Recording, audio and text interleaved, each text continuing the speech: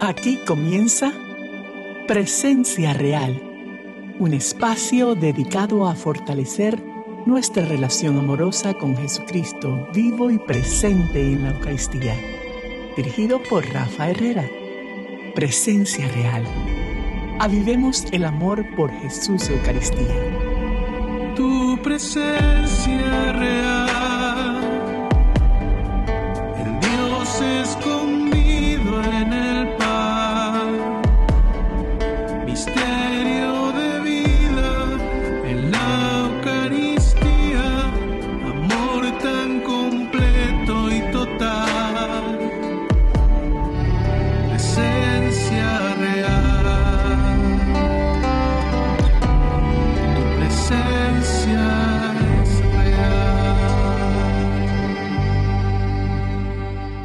Estamos transmitiendo por Radio Paz 830 AM 96.1 FM y queremos darle la bienvenida aquí a su programa Presencia Real, donde hoy vamos a estar conversando de un tema que está muy, llámese caliente o muy actual, ¿no? Que es el sínodo de nuestra Iglesia Católica. Y para eso hemos invitado y tenemos la bendición de contar aquí con la presencia de Giovanni Kranwinkel. ¿Cómo estás, Giovanni? Hermano mío, muy bien, feliz por fin de estar aquí en este espacio. Tenía de verdad muchos deseos de poder compartir con todos los oyentes e internautas que nos miran a través de estas transmisiones digitales también. Así es, se nos dio. Finalmente el Señor por fin nos los comprometió. Háblame un poco, Giovanni. ¿Quién es Giovanni Kranwinkel? ¿De dónde vienes? Bueno, nada, yo soy un hijo de la República Dominicana, de la Iglesia Católica.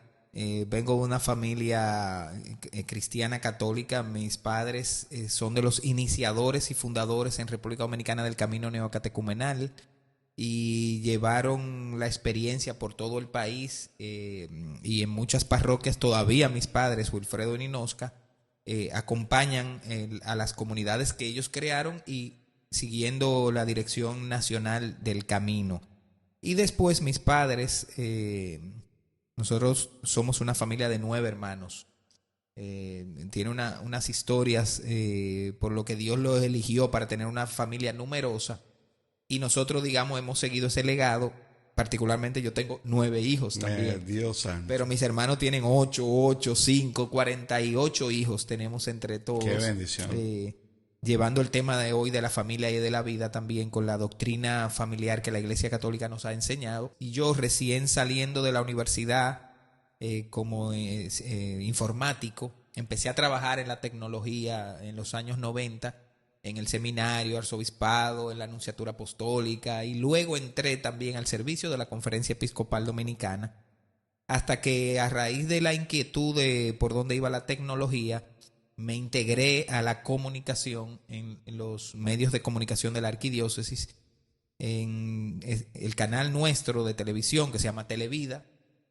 Ya cumple 28 años. Yo entré en los años 96, 97, empecé a hacer producciones católicas desde nuestro canal. Hablando de eso que acabas de mencionar, entiendo, yo lo sé, pero los que nos escuchan no saben, vienes llegando actualmente del Vaticano. Háblanos un poco de esa experiencia. ¿Qué estabas haciendo tú en el Vaticano?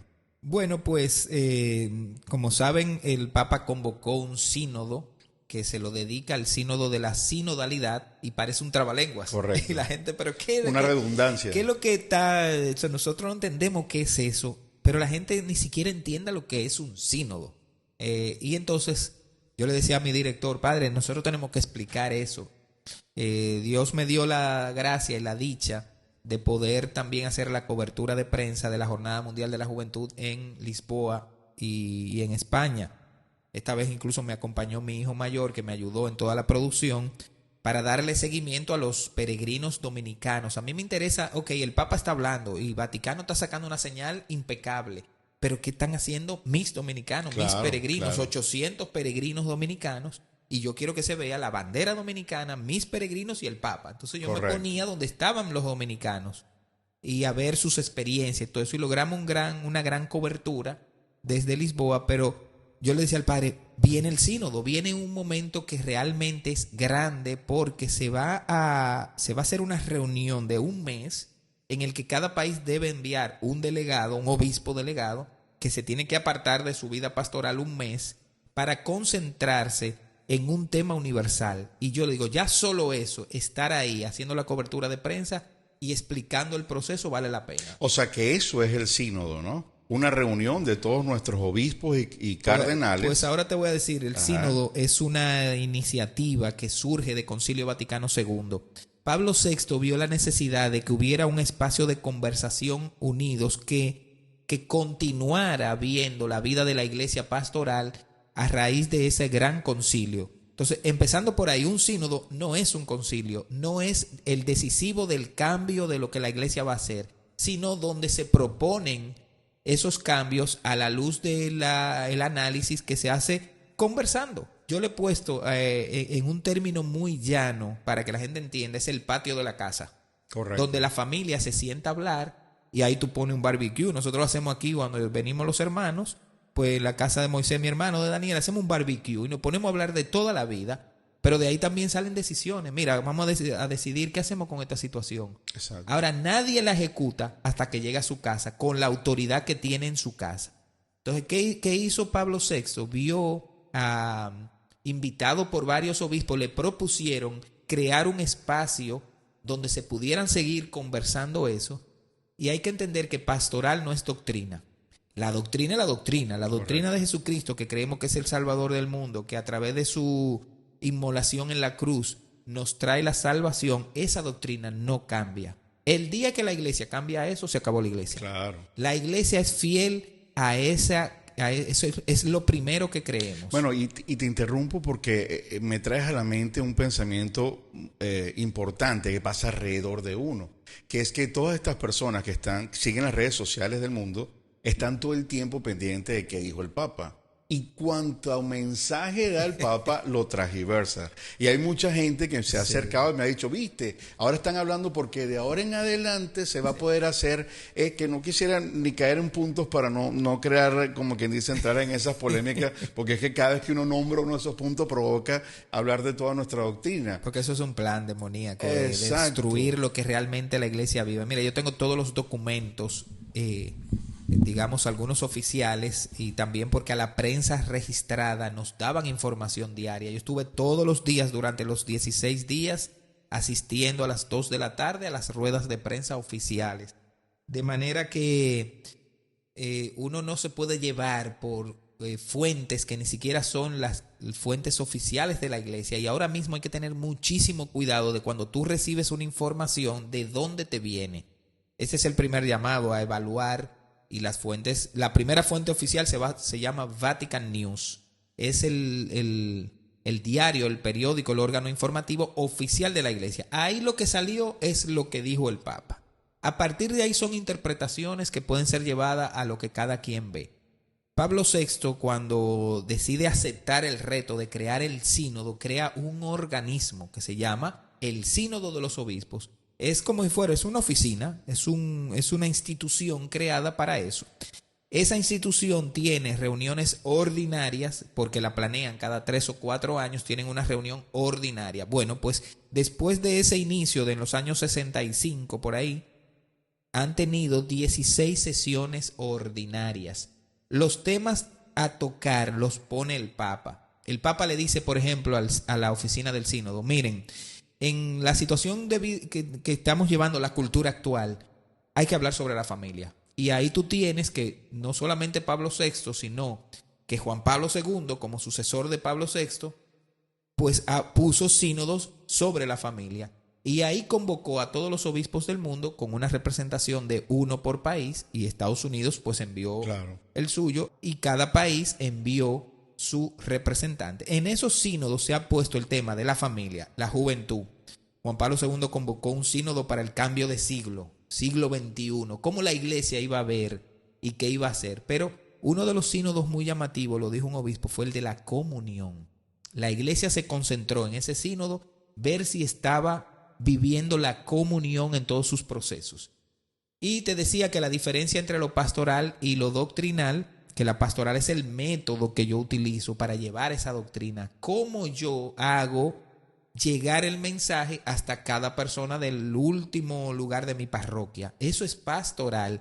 Y no es más que métodos. O sea, pongo un letrero en la puerta, utilizo un micrófono, hago un programa de radio o de televisión. Entonces eso se llama pastoral, que son específicas. Hay una pastoral que es la familiar, que vela por el matrimonio en la familia, hasta la juvenil, la social, la vocacional.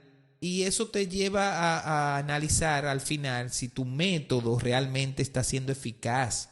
Porque, ¿qué tú haces con tener que tu parroquia tenga, digamos, oficialmente una pastoral familiar, pero luego nadie se casa? Los jóvenes no se quieren casar, se divorcian. Entonces tú dices, realmente el mensaje de Jesucristo para el matrimonio mi método no está llegando.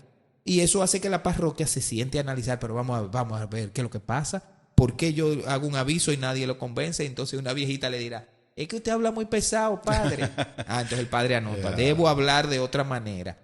Padre, ponga una pareja a hablar y no lo diga usted. Después que usted diga, ponga una pareja. Debo poner una pareja. Claro. Entonces adecúa el método pastoral para que esa doctrina familiar con el magisterio fluya. Bueno, un poco eso es el sínodo. El Papa lo que ha dicho ahora, bueno, ya el Papa hizo un sínodo de la familia. El Papa hizo un sínodo de la juventud, el Papa Francisco en su pontificado.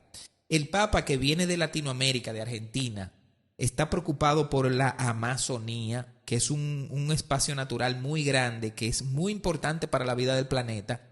Y todas las iglesias que están en los 11 países que conforman la Amazonía, el Papa vio bien que la iglesia hiciera un ejercicio de entender poblaciones originarias indígenas que viven ahí, junto con una cultura muy diferente, pero que el mundo lo vea de una manera. El Papa lo que quiso es proponer cómo lo ve la iglesia, cómo la iglesia acompaña esas comunidades donde no hay sacerdotes, donde no hay vocaciones, donde no hay templos, pero tú tienes tribu originaria que creyeron una predicación y que quieren vivir los sacramentos.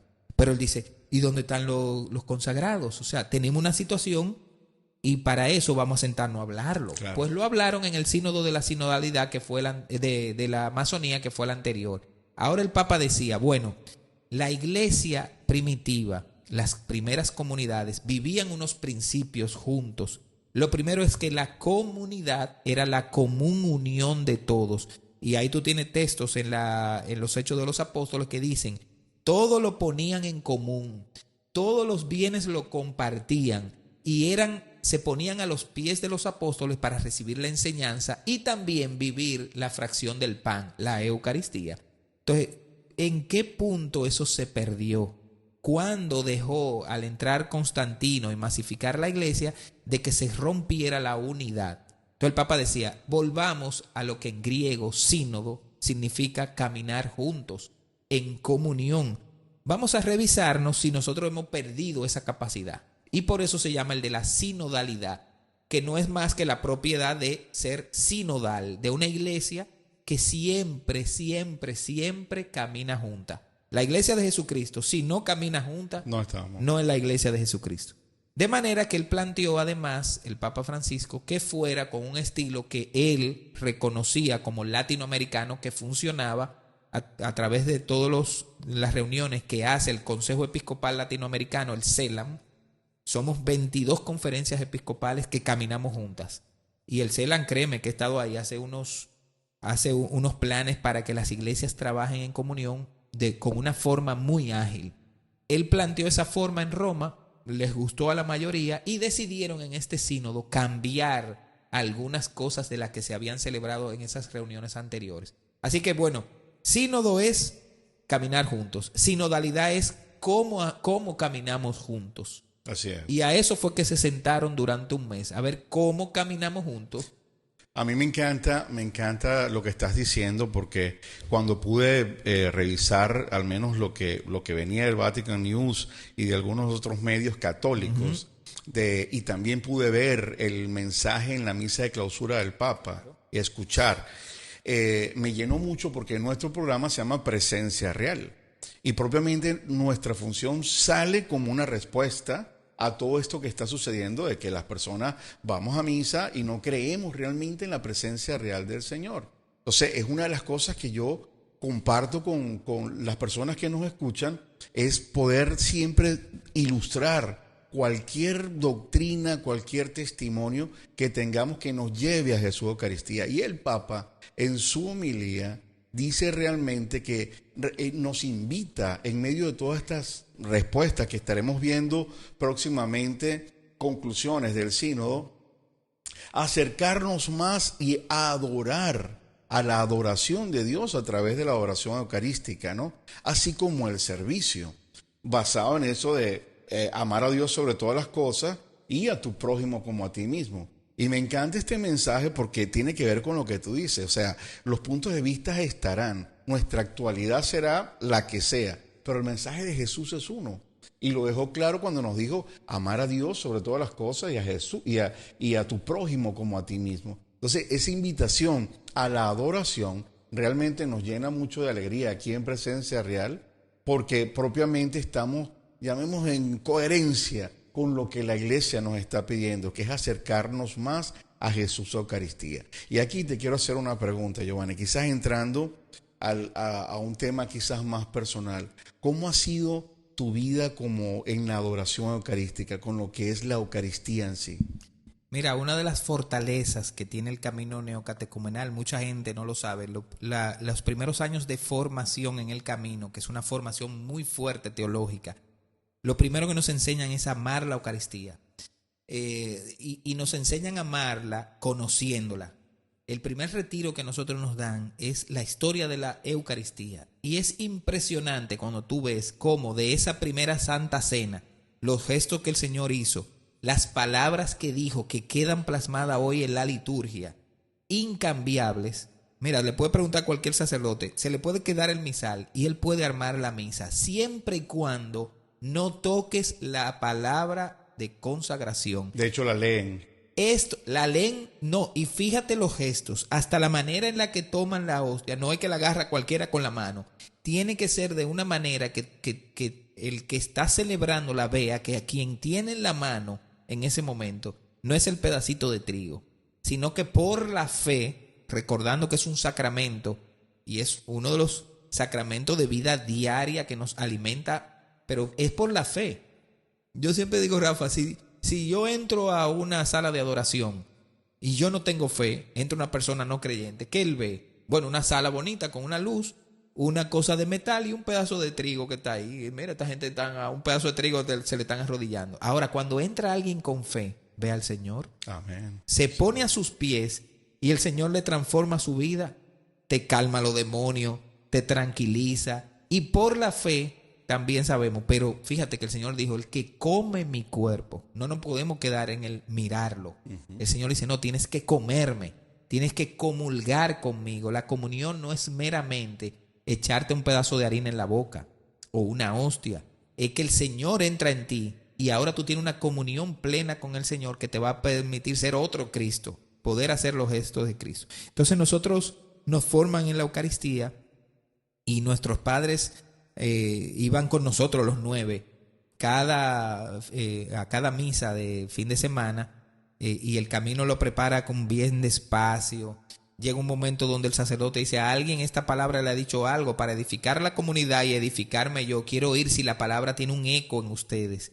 Y a veces los sacerdotes dicen, qué bueno que esta hermana dijo eso, que ella fue violada y que el Señor la curó. Porque mucho estamos así y adecúa la homilía y la palabra a lo que la comunidad está viviendo. Y luego con todo lo que hay en la liturgia que te enseñan poco a poco. Vamos a ver la primera parte de la misa. Miran, aquí nosotros tiene este sentido. El yo confieso tiene este sentido. La liturgia de la palabra es formativa, tiene este sentido. Hasta que vamos viendo eso. Yo viví todo eso y para nosotros es prácticamente innegociable vivir lo que la iglesia nos pide. Mínimamente tienes que ir a misa, aunque sea la del domingo. ¿Tienes algún testimonio fiel o de tu familia, de algún miembro de tu familia o tuyo, en medio de una Eucaristía al comulgar o a estar en adoración? Bueno, nosotros no somos lo del camino tanto de adoración, pero empezaron a surgir adoraciones perpetuas en diversas parroquias donde el camino lo tenía, los párrocos fueron proponiendo y la casa de retiro que nosotros tenemos grande, abrimos la adoración perpetua. Y yo particularmente hay cosas que sin entenderlas y sin aceptarlas de parte del Señor, porque el Señor te manda acontecimientos en los que tú no tienes que entenderlo, tú tienes que aceptarlo. Y después el Señor te revela Pues yo he vivido en alguna de esas adoraciones, he ido con situaciones bien gordas, que yo iba a la Eucaristía y yo decía, bueno, pero yo solo puedo decir aquí, el Señor que está aquí, no. El Señor como que quería que yo se lo dijera ahí. Entonces, me ha pasado varias veces con algunas situaciones familiares o de mis hijos que he visto como en la conversación con el Señor en esa adoración, y hay algunas que son también, que hay emociones humanas que no salen en una asamblea comunitaria, que salen en lo privado en una adoración. Yo he vivido un poco también eso. Y luego que yo empecé con a ser productor de radio, acompañando los ministerios de música, que a ti a mí nos unió justo fue un videoclip musical de María Marcelino, nuestra hermana. Y yo empecé con algunas de las canciones de los adoradores. Yo decía, bueno, este punto yo no lo había vivido. Por ejemplo, hay una canción, yo no sé si tú conoces, y si no te invito a que escuches su música, de Noé Reyes. Es un artista dominicano que tiene una canción hermosísima que yo me puso mal en una adoración, esa canción. Yo decía, pero vean que esa canción yo la he oído tantas veces, ¿por qué ahora me hace tanto impacto? Porque yo decía, el Señor me está invitando a cambiar de rumbo. Y me lo dijo la canción delante de la adoración eucarística. Qué lindo. Ahora, de manera que ya para mí es muy diferente una adoración. Yo me arrodillaba poco, por ejemplo. Pero ya yo veo al Señor y yo tengo que arrodillarme. Así es. Porque ya yo veo la grandeza de que el Señor está ahí. Oye, la palabra dicen, esto es mi cuerpo. Así esto es, dice, así esto. Él lo tenía en la mano y lo que él tenía era trigo. Ahí dice, esto es mi cuerpo. Eso la iglesia no lo negocia, esto es mi cuerpo. Claro. De manera que cada vez que lo leemos en la Biblia, tenemos la plena seguridad de que el Señor está ahí. Es que sabemos que Jesús nos hablaba en parábolas y muchas veces que quiero decir esto, pero aquí fue personal, una de esas partes donde es no, y además hagan esto, vuelve y dice, hagan esto en mi memoria, hasta el final de los tiempos. Mientras el Señor no vuelva, está ahí. Muchos sacerdotes dicen incluso que esa es la segunda venida, que la que vendrá es la tercera, la que ya Él va a venir en gloria y majestuosidad. Pero hay una segunda venida que es la intermedia, que está presente en la Eucaristía. Ahora fíjate tú, hay dos detalles que antes que termináramos quisiera me griten, ¿no?, en nuestra conversación. Uno, no solo la unidad y la hermosura de nuestra Iglesia Católica, con esto del sínodo me imagino que vienes volando de haber llenado, de haber visto. Sabemos que es un escenario bello, pero también estar presente donde el Espíritu se está moviendo tan fuerte con todos nuestros obispos. Me imagino que es una experiencia única. Y la otra es cuando hablábamos de esta parte de la oración y la comunión. Y lo que decías de entrar en un recinto, porque no es por hablar o criticar otras iglesias, sino que de repente para nosotros no es que nos lleva la música está buena en este recinto, ¿no? Sino que cuando entramos y vemos al Señor, sabemos que ahí está Dios en presencia real. Y por eso esa inclinación. Ahora mismo hay un video de lo que pasó en New York. Ahora mismo ellos empezaron, eran 500 y ahora mismo eran miles de personas en adoración al Señor por las calles de New York, y veíamos como gente normal, cuando pasaba en la custodia con el Santísimo en procesión, la gente se arrodillaba en esa reconocer a Jesús en la Eucaristía, que es propiamente a lo que llevamos. Mira, insisto, acuérdate que la iglesia nos presenta la presencia de Dios a través de los sacramentos, que son 7.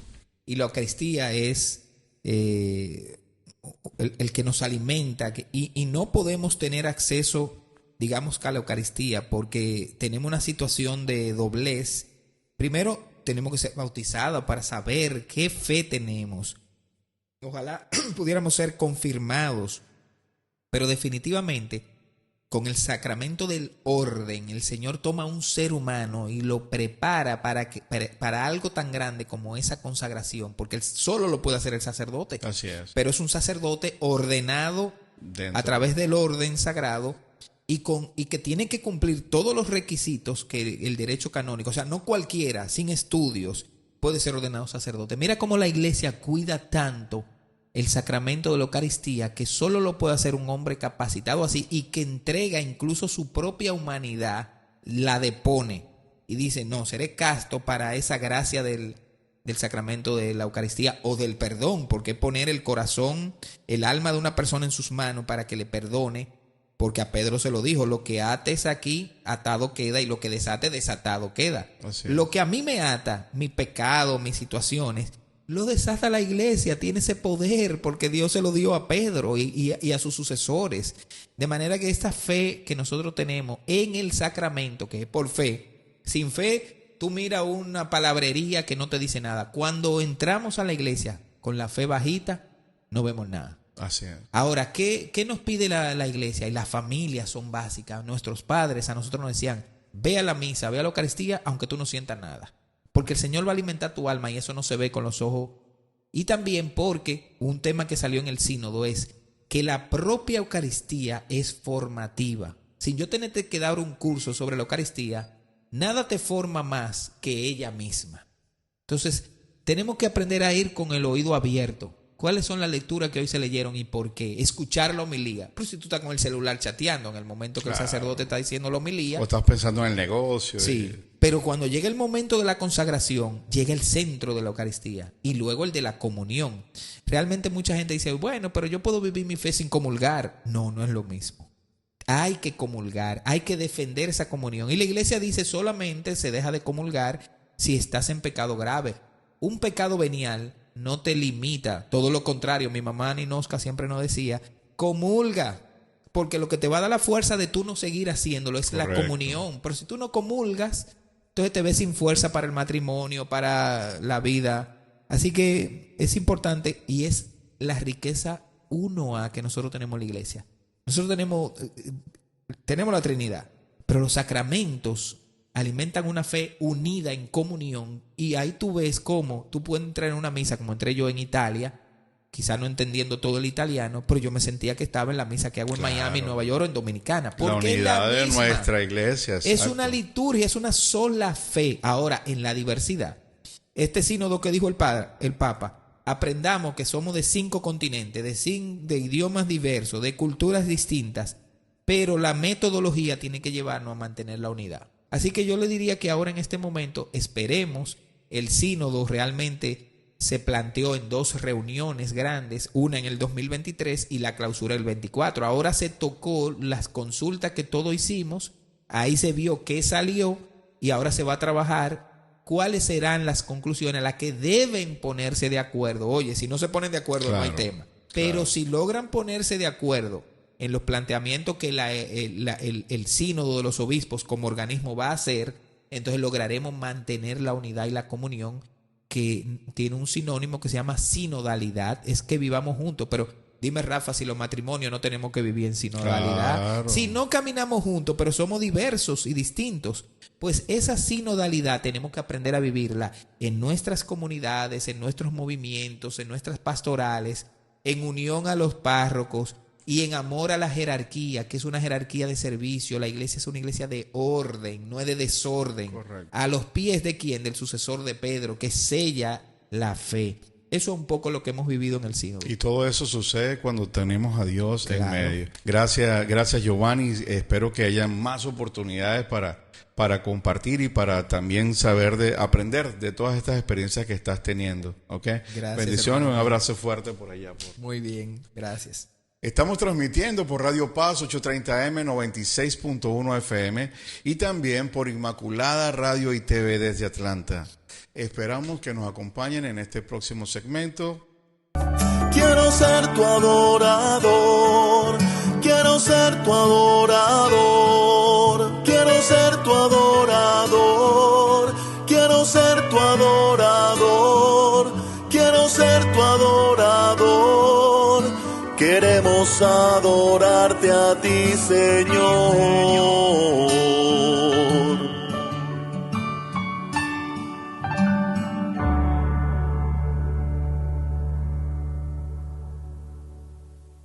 Estamos transmitiendo por Radio Paz 830M 96.1 FM y también por Inmaculada Radio y TV desde Atlanta, Georgia. Y hoy tenemos un programa especial en nuestro espacio de Quiero ser tu adorador. Y nos acompaña hoy una hermana, una amiga nueva para nosotros, Elizabeth Gutiérrez. ¿Cómo estás, Elizabeth? Rafael, muy bendecida, gracias a Dios. Gracias por invitarme. De verdad que para mí es un privilegio, no por mí, sino para darle la gloria y la honra a mi Señor, porque Él es el que hay que exaltarlo, porque el testimonio que les voy a contar es solo obra de Él y de la Santísima Virgen María, por supuesto. Amén. Sabes que me imagino muchas expectativas de esta conversación, pero para nosotros es un gusto cuando hablamos con una persona que sabemos que tiene a Jesús en su corazón y que tiene de alguna forma esa vocación a la adoración eucarística. Pero antes de hablar del tema, quisiéramos saber un poquito quién eres tú, de dónde vienes. Gracias, Rafael. Yo soy colombiana de la ciudad de Manizales. Vengo de una familia hermosa, muy numerosa. Somos 10 hijos, 7 mujeres, 3 hombres. Y nací en un hogar, en una niñez de mucho amor, por supuesto, católicos. Pero no lo practicábamos mucho. Es que no culpo a mi mami, éramos 10 hijos y no era tan fácil. No es fácil. O sea, nos llevaban a misa, rezábamos el Santo Rosario, pero bueno, uno va creciendo y en la medida que uno va creciendo, uno se va alejando de las manos de Dios. O sea, de la enseñanza, de las raíces católicas, a eso me refiero yo. Entonces crecí así, sin fundamentos católicos, a pesar de que hice mi primera comunión, pero no, nada que ver. Entonces uno empieza a coger otros caminos, una vida muy mundana. Fíjate tú qué interesante lo que cuentas, porque estoy seguro que muchas de las personas que nos escuchan también vienen de una familia, lo que se llama católicos por tradición, ¿no? Se reduce al bautizo, a lo cultural, pues, o lo tradicional. Sí, lo tradicional. Y ya, y entonces uno empieza a vivir, que hacía trabajar, la universidad, y empieza pues a la juventud, las locuras de la juventud, que experimenté aquí, que experimenté allá. De hecho, yo tuve un acontecimiento en la universidad, yo fui madre soltera, y pues para mí fue un choque fuerte, porque pues de 7 mujeres fue la primera que me embaracé soltera. Y para mí fue muy duro, Rafael, porque el novio que yo tenía en esa época, cuando yo le dije que yo estaba en embarazo, me dio la espalda. Entonces me tocó seguir adelante con el embarazo, con la ayuda de mi familia. Pero era muy duro porque yo estaba en la universidad y él también, y él se consiguió una novia en la universidad, entonces yo embarazadita y la pasaba por delante, y eso era duro, bastante duro. Entonces un día ya no aguantaba más el dolor y yo lloraba en la ducha para que mi familia no me vieran sufrir. Y hacía mucho tiempo yo estaba muy alejada de las manos de Dios, de la iglesia, y antes de llegar a la universidad vi una iglesia y me dio sentí esa necesidad de entrar, y entré a la iglesia y hermosa. Por el vitral entraba una luz hermosísima y había el reclinatorio, y me arrodillé y le oré tanto al Señor llorando, y le dije que me ayudara, que mira que yo estaba enamorada de este hombre, pero que me quitara el amor de este hombre, que no se lo merecía, que yo derramara lágrimas. Y le dije, Señor, yo solo quiero amarte a ti, ayúdame. Y me entró me penetró esa luz del vitral, me entró por acá, por la cabeza, y yo sentí un fuego que me quemaba y que me penetraba por todo mi cuerpo, y yo me derramé en llanto, porque sentí como ese alivio y ese descanso. Y tengo para contarle, Rafael, que cuando yo salí de allí, el Señor me quitó esa tonelada encima, y cuando llegué a la universidad me quitó el amor por este Señor. Ya no volví a sentir amor por Él.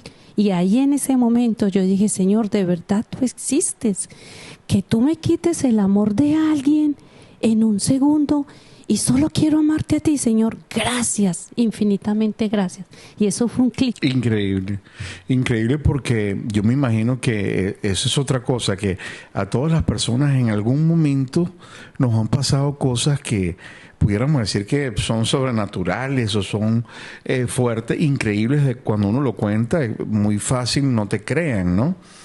Pero es interesante cuando uno se da cuenta de lo que el Señor está haciendo en tu vida y cómo te transforma después de una oración de abandono tan sincera como la que hiciste en ese momento. Y cómo sentí que me recogió, yo sentía como que me recogió, que me abrazó, yo sentía ese amor. Y eso fue parte de mi vida que hizo un clic, para darme cuenta de que el Señor existe. Pero bueno, mi vida continuó. Terminé mi universidad, nació mi niña y conocí el que es ahora mi esposo.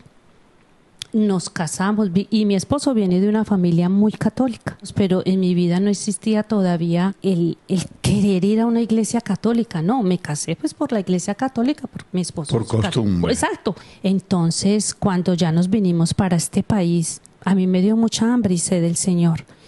Y tengo una vecina y me invitó a la iglesia protestante. Y cuando me invita a la iglesia protestante, como yo no sabía de mis raíces católicas, y yo no sabía ni siquiera abrir una Biblia, y ya entré allí, a uno lo enamoran por la palabra, y es verdad, ellos le enseñan a uno a orar, a abrir las escrituras, las alabanzas. Yo me enamoré y me quedé ahí. La música y me quedé ahí por 12 años, protestante. Wow. Pero radical, muy consagrada al Señor. 12 años, de esas que evangelizan, que salen a las calles, que tocan puertas, radical, que le enseña a los niños la catequesis pues de la iglesia protestante, y muy enamorada de mi Dios, ahí, el velito ahí muy radical. Y resulta que una amiga me invita al retiro de Emaús, me dice: Elisa, te invito al retiro de Emaús. Y le dije: ¿y eso qué es? Me dice: no, es un retiro muy bueno. Y yo le dije: ¿de qué? Me dice: de los católicos. Yo digo: ay, no, yo por allá no voy. Y dijo: no, mire, Elisa, eso te va a ayudar, y para que regrese a la iglesia católica. Y le dije: ay, pero ¿quién le dijo a usted que yo quiero ir a la iglesia católica? Yo estoy bien aquí. Eso decía yo. Entonces, sin embargo, le pregunté cuánto vale el retiro, y me dijo 150. Le dije: ay, no, eso está muy caro, yo para no voy. Le dije yo. Sin embargo, vi la aplicación y le dije yo: ay, Señor, si tú quieres que yo vaya a ese retiro, así, mira, así, si tú quieres que yo vaya a ese retiro, tú me lo vas a pagar. Dije: hice eso.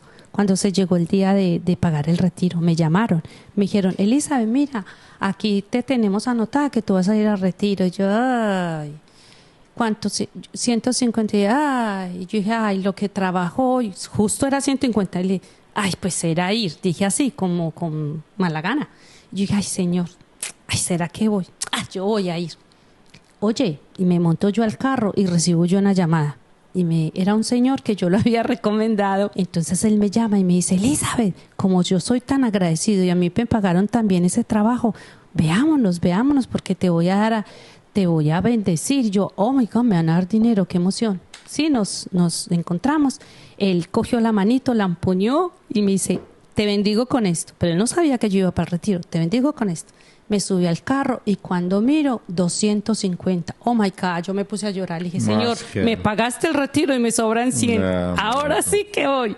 Es impactante cómo trabaja el Señor. Pero increíble cómo, estando tan convencida también dentro de la iglesia protestante, te invitan a este retiro de Emaús y el corazón dentro de todo comenzó a arder y dijiste: sí, allá sí. Digo, yo decía: güey, ¿por qué no? Voy a ir, ¿por qué no? Voy a ir. El Señor me quería ir, Rafael, porque cuando yo llegué a ese retiro, yo era la única protestante, todos eran católicos.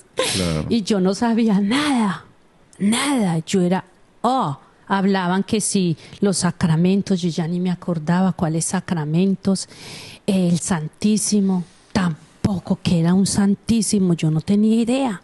No, yo de pronto sí, la amiguita que me invitó al retiro una vez me llevó al Santísimo, y una vez, entonces ella me llevó al Santísimo, yo le dije: ¿qué es esa cajita que hay allá? La ignorancia mía, dijo: ¿cómo así? Es el Santísimo. Le dije: ¿eso qué es? Y me dijo: ahí está el Señor. Le dije: ¿en esa cajita? Le decía yo, y digo: sí. Eso sí, yo sentí esa presencia, esa paz, y ella se arrodilló, yo de respeto también me arrodillé, pero oye, no sabía nada. Pero cuando voy a ese retiro y estamos enfrente del Santísimo, yo me arrodillé ahí, yo con solo mirarlo, él me veía, yo lo miraba. Cuando estoy ahí de rodilla y de repente se me vino la visión que yo era la hemorroísa, ¿verdad? Y era: ven, tócame. Y yo, todo el mundo estaba de rodilla, y yo: ¿cómo voy a hacer para tocarte, Señor? Yo caí y yo lloraba, no paraba de llorar porque a mí se me abrió como, ¿entiendes? Sentí que el Señor me cogió, me abrazó, yo sentía de todo. y que me iba liberando de muchas cosas. Sentí ese amor tan enorme, Rafael, tan enorme. O sea, yo dije, Señor, ¿qué es esto que yo nunca he experimentado en mi vida? Y eso fue fenomenal, eso fue grandioso, Rafael. Imagínate.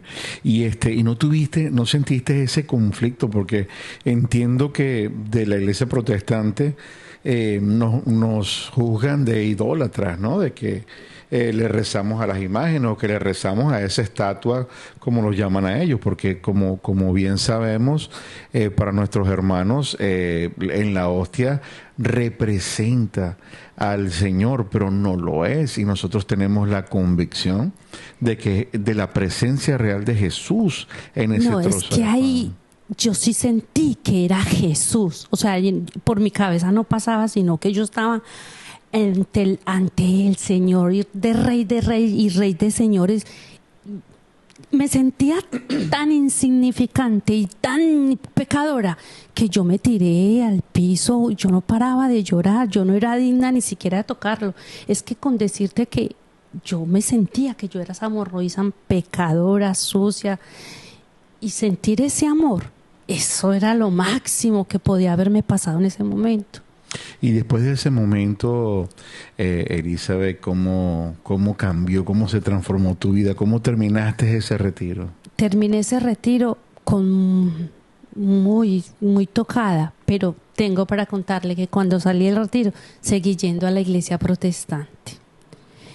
Y la señora que me invitó me dijo, ¿cómo puede ser? Si acabas de salir de un retiro, el Señor te ha tocado y sigues.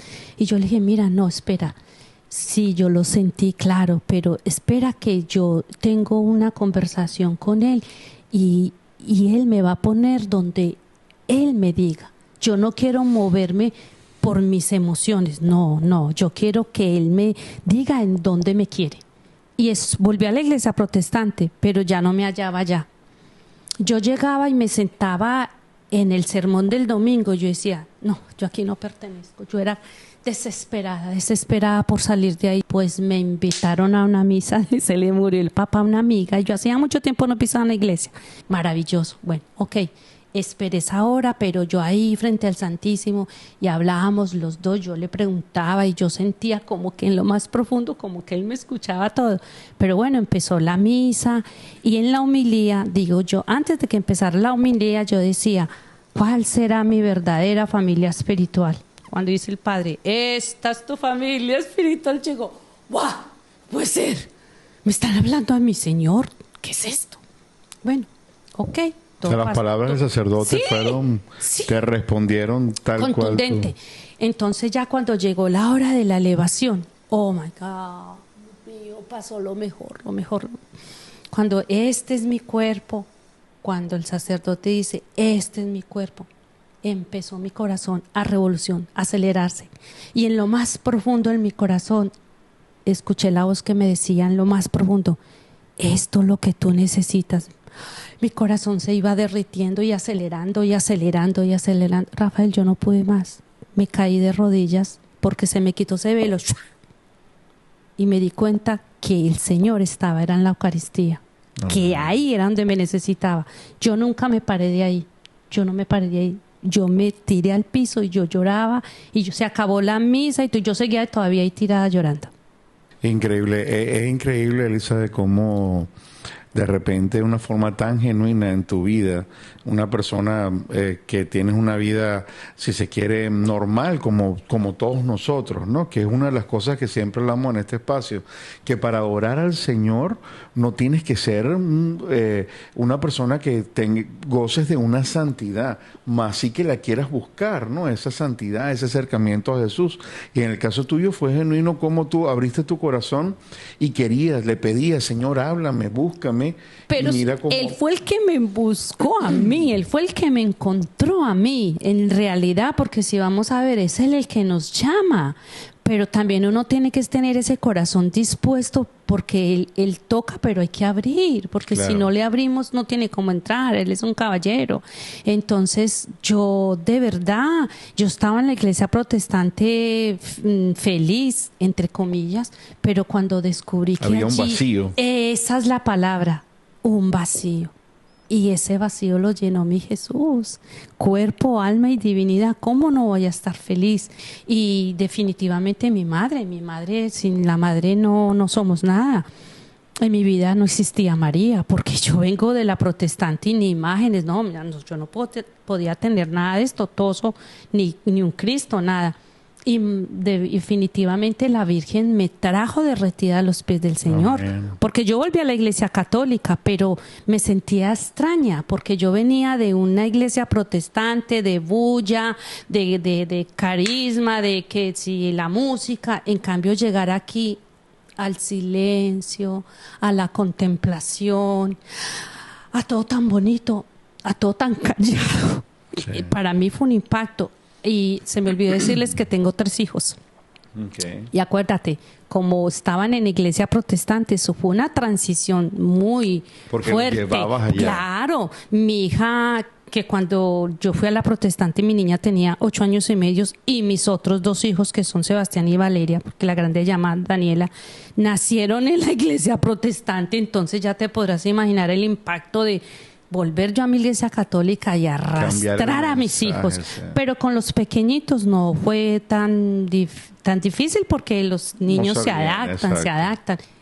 Soy una mujer eucarística 100%, mariana 100%, mujer eucarística, y amo mi iglesia católica. Amén. Y todos los días aprendo y le digo, Señor, que ni siquiera sea yo, que seas tú viviendo en mí, porque es que ni siquiera quiero ser esta Lisa, que el Cristo que sea esté en mí, que cuando me miren a mí, no me miren a mí, miren el Cristo que hay en mí. Yo siempre lo digo, este estuchecito no va, es lo somos que una excusa. Exacto, lo que yo tengo adentro, que yo pueda reflejar ese Cristo vivo y decirle a los que están escuchando este testimonio, que el Señor siempre nos espera. La Eucaristía, Él está ahí esperándonos todos los días para que nos alimentemos de Él, para que nos cambie nuestras vidas.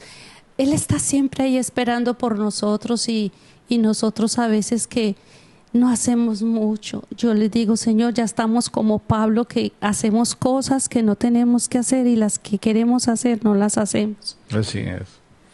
Me encanta, Elizabeth, que hablar contigo y que ellos vean cómo tú, siendo una feligres de la iglesia católica normal, vives ese fuego que te hace sentir realmente animada, inspirada, feliz, llena del Señor, porque me imagino que en tu vida, igual que todos nosotros, tienes tus preocupaciones familiares, de trabajo, de educación de tus hijos, total, de todo, y aún así has podido abrazar a lo que estamos llamados, ¿no? Que es una entrega total a Jesús. Claro que sí. Y a adorarlo, y a recibir la Eucaristía, y a buscar ese camino. Así es, mira, cuando ya descubrí que el Señor estaba en la Eucaristía y que era real, cuadré mis horarios de trabajo. Le dije, Señor, tú te vas a ocupar, porque primero estás tú. Yo no puedo empezar el día sin ti. Ayúdame a cuadrar mis horarios de trabajo, porque primero estás tú. Y cuando yo salga de aquí de la misa contigo, que ya me lo he comido y me lo he disfrutado y lo he adorado, haga conmigo lo que quiera, ya, lo que sea. Y eso el Señor me lo ha permitido. Todos los días mi misa, todos mis días, comunión, confesión, que para mí fue un choque fuerte, que yo vengo de la protestante, que uno no se confiesa. Fue un cambio, para mí un choque, yo tenerme que confesar con un hombre, con un sacerdote. Eso no existía en el protestantismo. Así es. De verdad, Elizabeth, te quiero dar gracias por abrir tu corazón y por acompañarnos en esta oportunidad. Y de verdad me encanta hablar contigo, porque es como que disfrutas tanto de cada momento que te ofrece la Iglesia Amén. Católica. Es lo mejor. Que es increíble, porque tenemos una cantidad de recursos ahí y nos conformamos simplemente con cumplir e ir a misa el domingo, algunos, ¿verdad? En vez de realmente disfrutar de lo que es las gracias que te dan la confesión, la misa diaria en la medida que se pueda. La vida de los santos. ¿Cómo aprendemos de la vida de los santos? Es que la Iglesia Católica es lo más rico que puede existir, es lo más rico. ¿Cómo aprendemos de la vida de los santos? De todo, es que es demasiado. ¿Cómo podemos? Yo digo, yo me la gozo, yo me lo disfruto. Yo digo, Señor, que este fuego que yo siento por ti nunca se apague, por favor. Cada vez se encienda lo más, Espíritu Santo. Ojalá que esos corazones ardan en fuego por ti, porque yo ardo en fuego por él. Es lindo, y lo repito, porque es lindo ver cómo no hay que estar, como quien dice, hacer de la fe o de la religiosidad un drama, aunque a veces nos toca, ¿no? Porque normalmente nos acordamos de Dios cuando estamos en problemas, pero cómo hacer de nuestra fe la alegría de la vida. Y eso es lo que, por ejemplo, decía San Juan Bosco, o sea, la santidad consiste en ser feliz. No, y es que la santidad se vive en la cotidianidad. Exacto. O sea, yo no necesito que estarme latigando para ser santo. Claro. Todos los días podemos ser santos. Una obra de caridad, una obra de amor, tantas cosas. Ser alegre, la alegría, que lo vean a uno que sí da fruto. Y empezando con la familia, que muchas veces la familia a veces, o amigos que lo tilden a una de cositas, pero que no te importe, ¿me entiendes? Que no te importe, no me importa. De fanática religiosa. Sí, no, a uno no le debe importar eso, ¿verdad? Claro. Te doy unos segundos para que invites a todos los que nos escuchan a que realmente vivan ese amor por Jesús en la Eucaristía. Tenemos que tener ese amor por la Eucaristía, es que está ahí Jesús. Yo a veces digo, la gente se va a visitar la tumba de Jesús, se van y recorren, gastan tiquetes costosísimos, sí, muy chévere las peregrinaciones, ¿quién dice que no? Pero si lo tenemos ahí todos los días y en los domingos, y lo tenemos en cuerpo, alma y divinidad, todos los días en el sagrario esperando por nosotros, ¿cómo no lo vamos a amar si lo tenemos ahí? No nos cuesta un peso. No nos cuesta un peso. Entonces entreguemos nuestros corazones, derramemos esos corazones y amemos a la Eucaristía. Amén. Gracias, Elizabeth, Dios te bendiga, y de verdad gracias por tu sí en compartir tu historia con nosotros, y esperemos que realmente sigamos creciendo en Jesús Eucaristía. Amén. Rafael, gracias por invitarme, y que el Señor los bendiga. Amén. Y pues que este testimonio sirva para conversión de muchas almitas y de vidas, porque de eso se trata. Así es. Estamos transmitiendo por Radio Paz 830 AM, 96.1 FM y también por Inmaculada Radio y TV.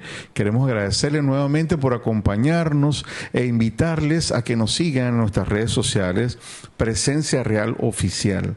Presencia Real Oficial en YouTube, se suscriban al canal y también compartan cada vez el programa a todas las personas, sus amigos y familiares, que pueden escuchar un contenido realmente rico en amor verdadero y en vida verdadera que viene de Jesús.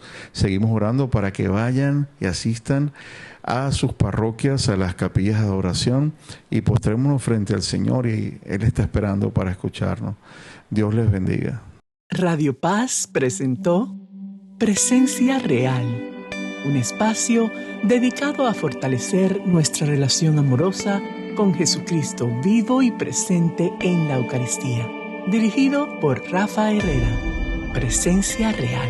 Mientras llega nuestro próximo encuentro, visitemos las capillas de adoración de nuestras parroquias. Avivemos el amor por Jesús y Eucaristía. Tu presencia real.